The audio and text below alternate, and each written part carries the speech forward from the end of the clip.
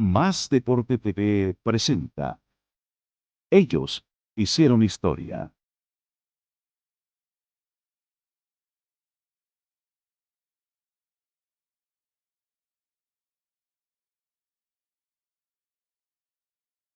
En su sección Ellos hicieron historia. Hoy nos hemos desplazado a conversar con una de las grandes figuras del fútbol costarricense. Se trata del licenciado Howard Rupert Blake. En primera instancia, licenciado, qué gusto poder saludarlo. Igualmente. Y gracias por recibirnos. Un gusto tenerlo más bien aquí en mi casa. Muchas gracias. Licenciado, ¿cómo inicia en el fútbol? Bueno, yo soy de un pequeño pueblo de Limón, Batán, donde, para ser sincero, nací al frente de la casa, al frente de la cancha, de manera que yo no tengo certeza de cuándo fue la primera vez que pisé por primera vez la cancha, porque eso fue una cosa que transcurrió de una forma casi natural frente a la cancha.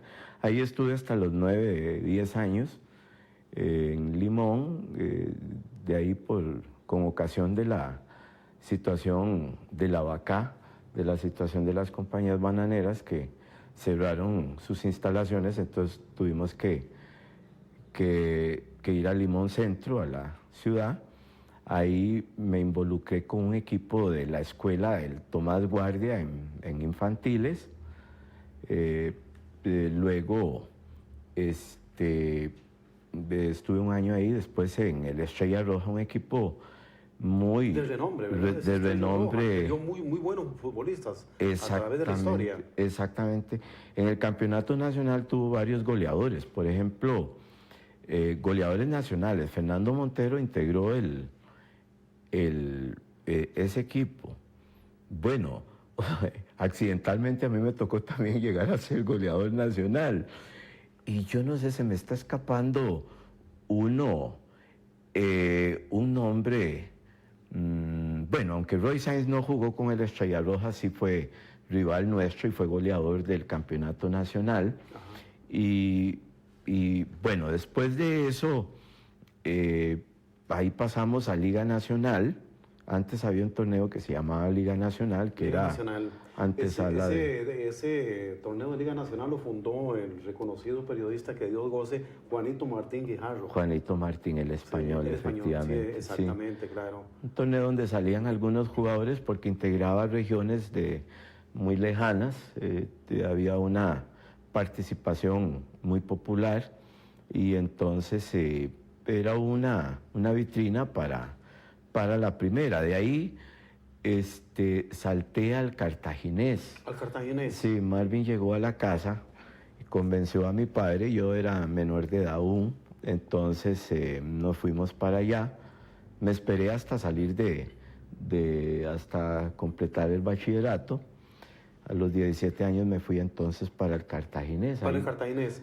Pasó de la Estrella Roja al Cartaginés. Al Cartaginés.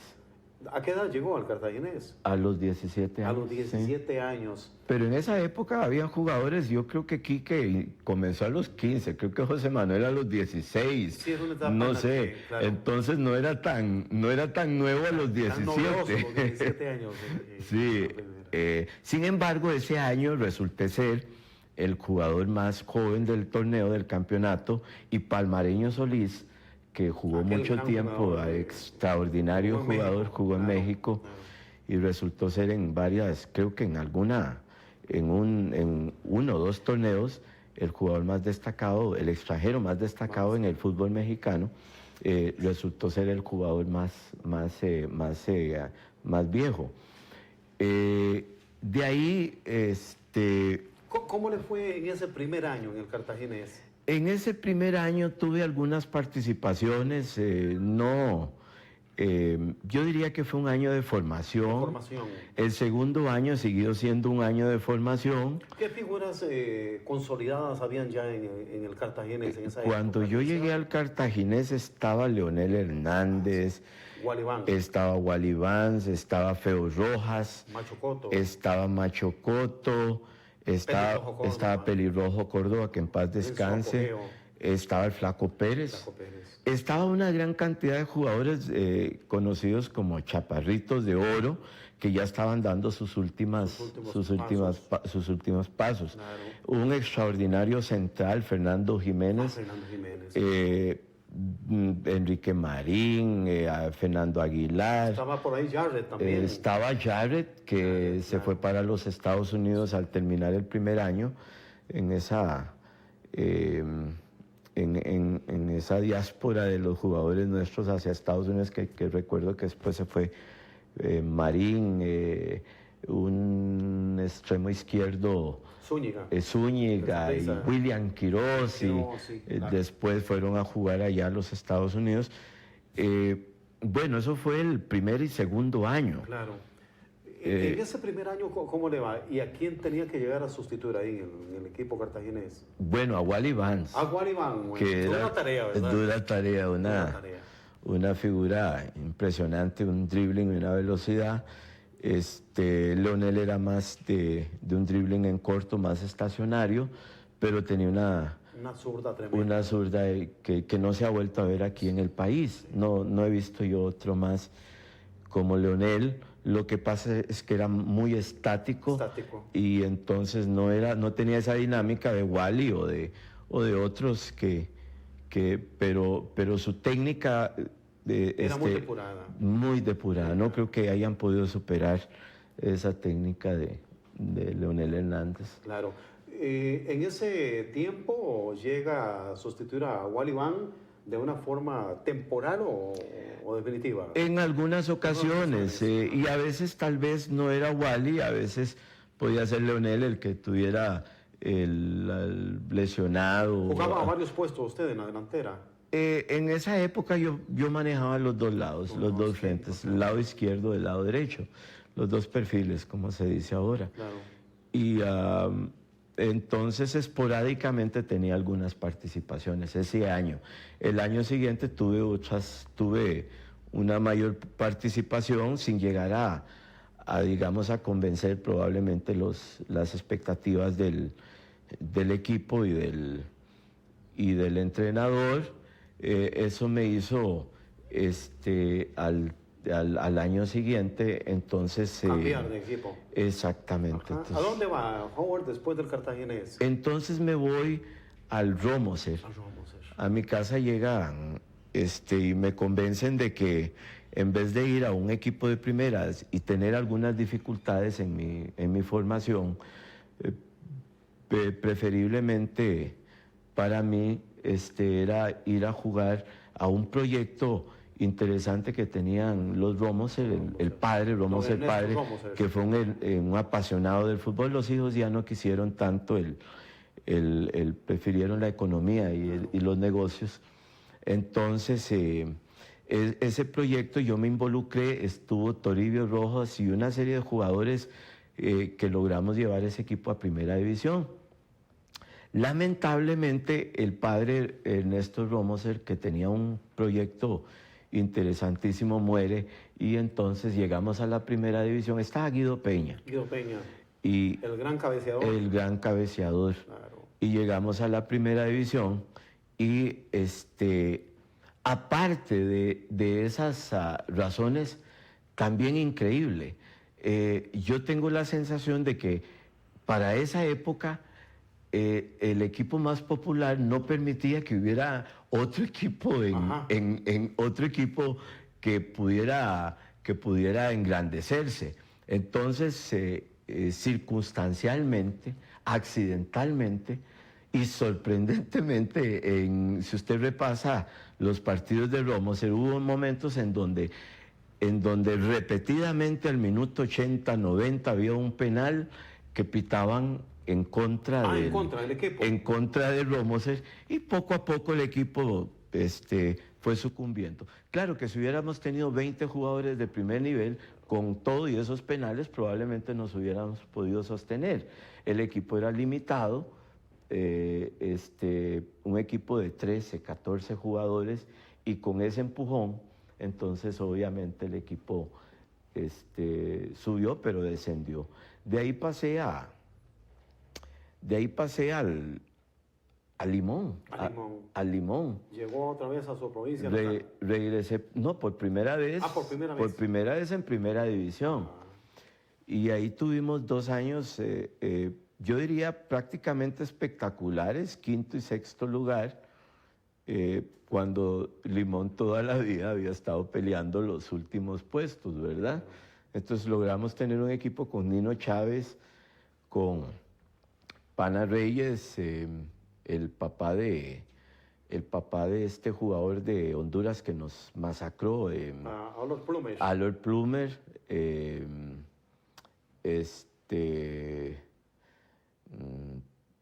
Bueno, una buena cantidad de jugadores.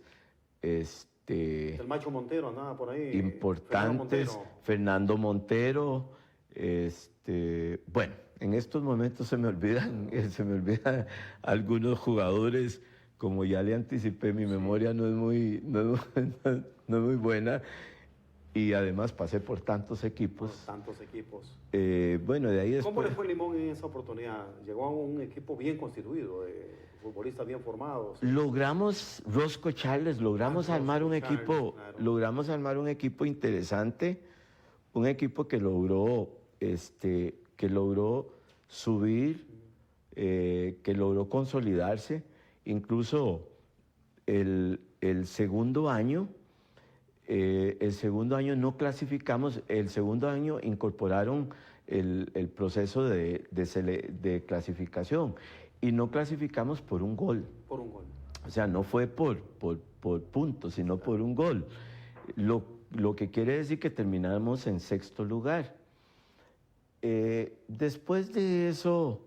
¿Cuánto tardó en el equipo de Limón? Yo estuve 2 años. 2 años. ¿Qué sucede después, don Howard?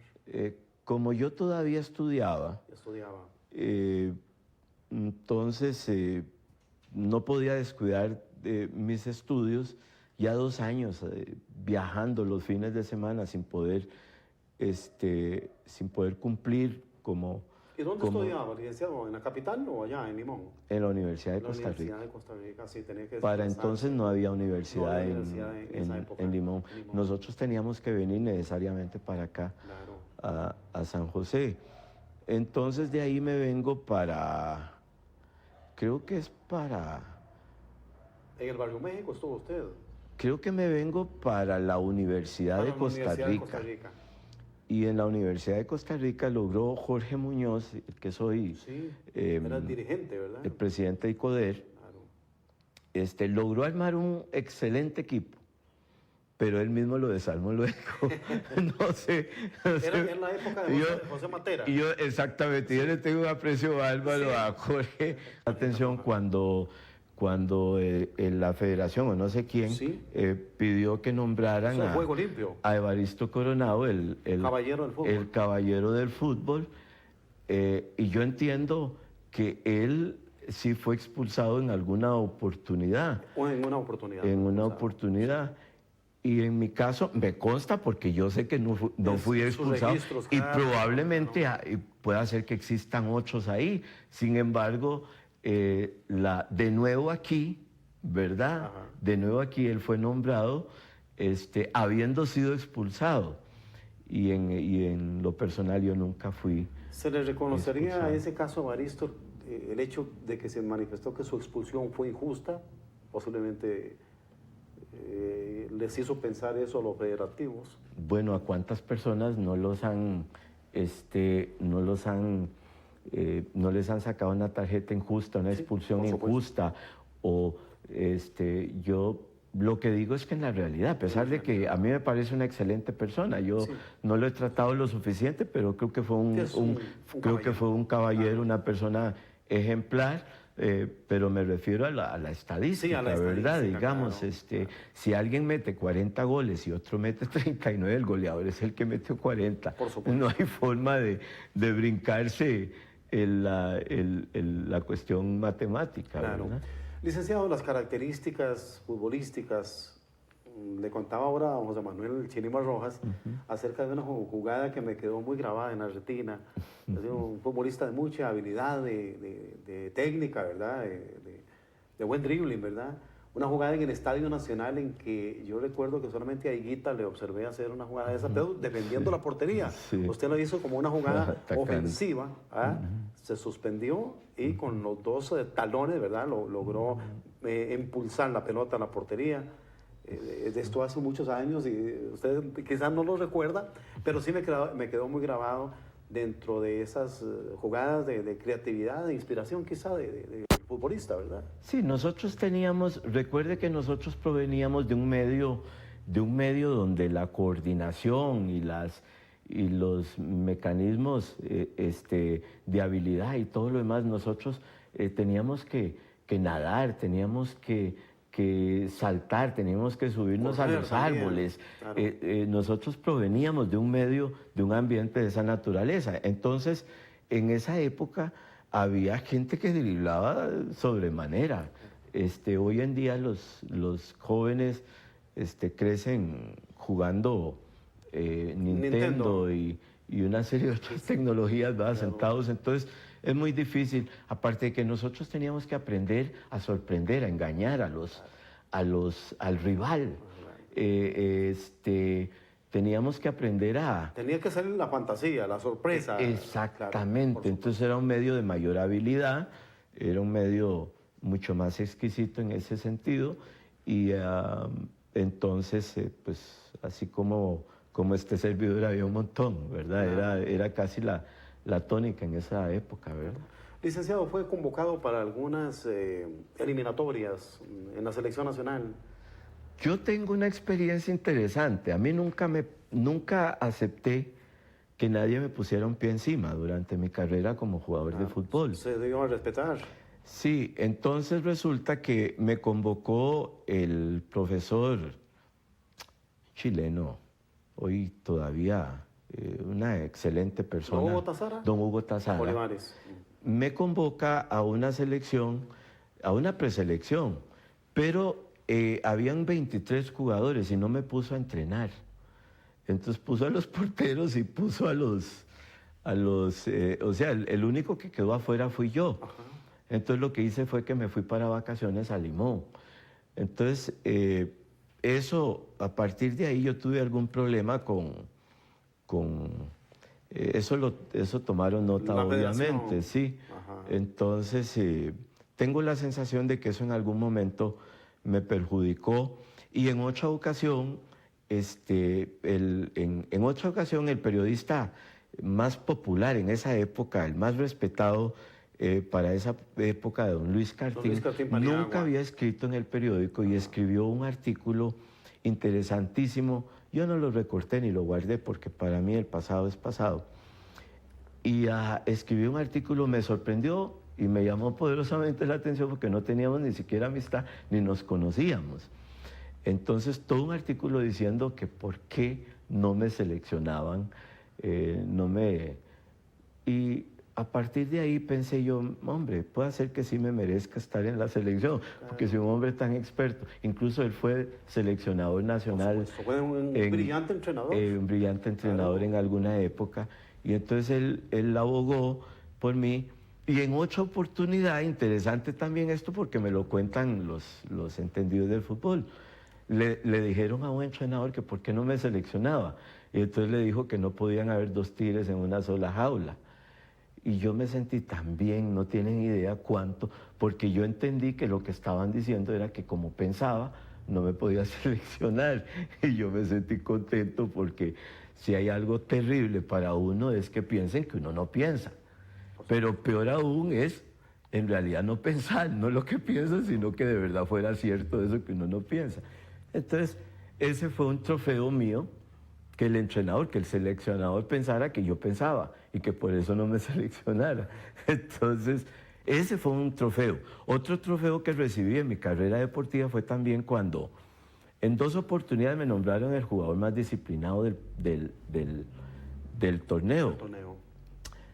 Y me pareció justo porque siempre fui un jugador entregado. Porque hay jugadores que de repente los nombran disciplinados, pero porque no meten la pata, porque no dan la cara, no van adelante, como dijo el expresidente. Pero esa no fue mi característica. O sea, fui toda mi vida entregado al fútbol. Licenciado, ¿qué considera usted? ¿Son suficientes 12 equipos en la primera división, en el fútbol actual? A mí me parece que dada la situación geográfica del país, Sí. me parece que, contrario a lo que opinan algunos, me parece que más bien necesitamos incorporar algunos equipos y subirlo a 16. Subirlo a 16. A más bien. 16. ¿Por qué esas consideraciones, licenciado? Para comenzar, FIFA cree en un campeonato que sea de 16 equipos. De 16. La organización favorece, digamos, una cuestión de organización, pero yo voy más allá. A mí me parece que la geografía nuestra, en la geografía nuestra, San Carlos, San Ramón es importante, Guapiles es importante, Limón Centro es importante, si usted ve Punta Arenas es importante. Si usted suma todos esos equipos, ¿verdad? Entonces, y más la universidad, le va a dar probablemente, le va a dar cercano a los 16 equipos, Claro. 14, 15. Y yo tengo la sensación de que las universidades podrían Aportar. también podrían sus- aportar. Si usted suma, entonces, además hay un aspecto muy importante, ¿no? Regularmente cuando un equipo tiene, Licenciado, ¿mejoraría el fútbol nuestro con ese sistema de 16? sí, porque el fútbol profesional es de competencia. Competencia. Y cuando usted logra reunir, cuando usted logra competir, logra interesar a las diferentes regiones, lo que pasa es que aquí mucha gente es sapricista, pero es sapricista porque Saprissa gana. O sea, no es sapricista de corazón. En el momento en que Saprissa pierde 3 partidos, nadie va al estadio. Mientras que cuando usted está identificado con su región geográfica, entonces si su equipo pierde, pero está ahí, usted sigue siendo ahí, además usted contribuye. Usted no se monta nada más en la marea, que es lo que hacen aquí en Alajuela y Saprissa. Cuando el equipo pierde 2, 3 partidos, ya no hay seguidores, entonces el campeonato pierde su interés, porque además son tan populares, entonces son dos equipos prácticamente los que están compitiendo, y entonces no hay competencia realmente. Claro. Hablemos de otra faceta del licenciado Howard Rupert. Howard Rupert, escritor. Bueno, travesé un poco, pero decir de que entrar a la categoría de escritor, aunque esto probablemente casi todos los escritores lo dicen. Yo he escuchado a Pablo Neruda decir que él no es escritor, a García Márquez, y quién sabe, habría que escuchar a Shakespeare. ¿De qué tratan sus libros? No, a mí me gusta la poesía. Poesía. A mí me gusta mucho la poesía. Yo soy muy emocional, y entonces hay momentos que me gusta captar y grabar, y entonces las escribo. Y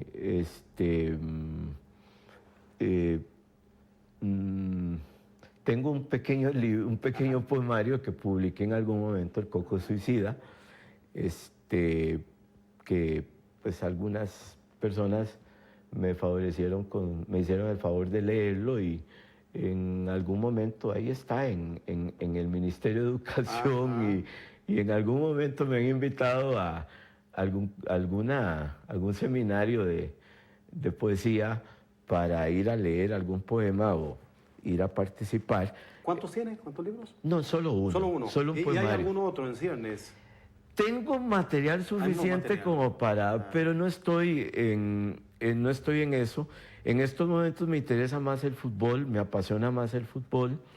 Estoy estudiando en la FUNDEP, pues la universidad, estoy sacando Licenciado, ¿qué le cambiaría a usted al fútbol actual? todo. Todo.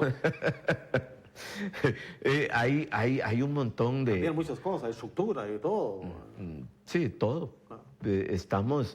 Figúrese, por ejemplo, yo tengo la impresión de que aquí los entrenadores de las primeras divisiones critican severamente a los jugadores que vienen de abajo. Y nosotros hemos sido exitosos abajo. Ajá.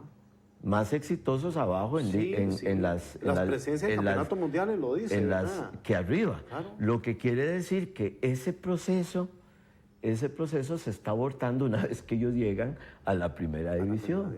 Entonces el tema pasa por la preparación mayor, por la mayor preparación de los entrenadores de primera división.